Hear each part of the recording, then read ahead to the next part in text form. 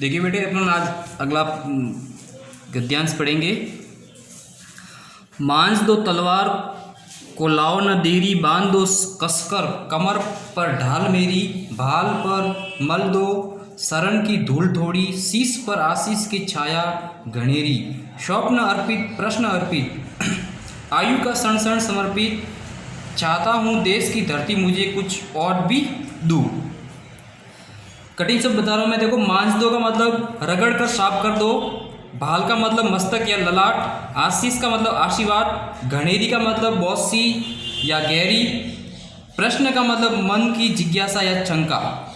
कवि कहता है कि हे मातृभूमि, तुम तलवार की धार पैनी कर दो, इसमें देरी मत करो, लाओ मेरी कमर पर कसकर ढाल बांध दो, मेरे ललाट पर अपने शरणों की धूल मसल दो, अर्थात धूल का टीका लगा दो, तुम मेरे सिर पर अपने आशीर्वाद की घनी छाया कर दो। हे मेरे देश की धरती, मेरे स्वप्न और मेरी जिज्ञासा तुम्हें समर्पित हैं और मेरी आयु का एक एक क्षण तुम्हारे शरणों में अर्पित। मैं चाहता हूँ कि तुम्हें इससे भी कुछ अधिक भेंट करूँ। अगला श्लोक है, तोड़ता हूँ मोह का बंधन समा दो, गाँव मेरे द्वारा घर आंगन समा दो, आज सीधे हाथ में तलवार दे दो और बाएं हाथ में ध्वज को थमा दो, ये सुमन लो या समन लो, नीड का तृष्ण तृष्ण समर्पित, चाहता हूँ देश की धरती तुझे कुछ और भी दूँ। कठिन शब्द देखो, मोह का मतलब होता है ममता, ध्वज का मतलब राष्ट्रीय ध्वज या तिरंगा, सुमन का मतलब फूल, समन का मतलब बगीचा और नीड का मतलब घोंसला, तृष्णा का मतलब तिनका।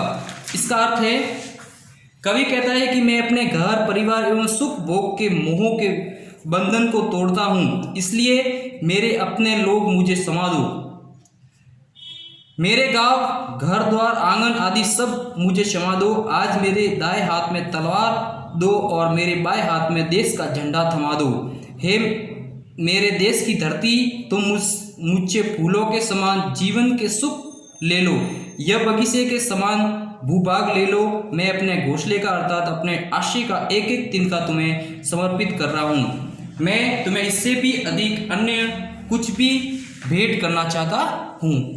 इस पार्ट को आप कॉपी के अंदर उतार देना, ठीक है ना।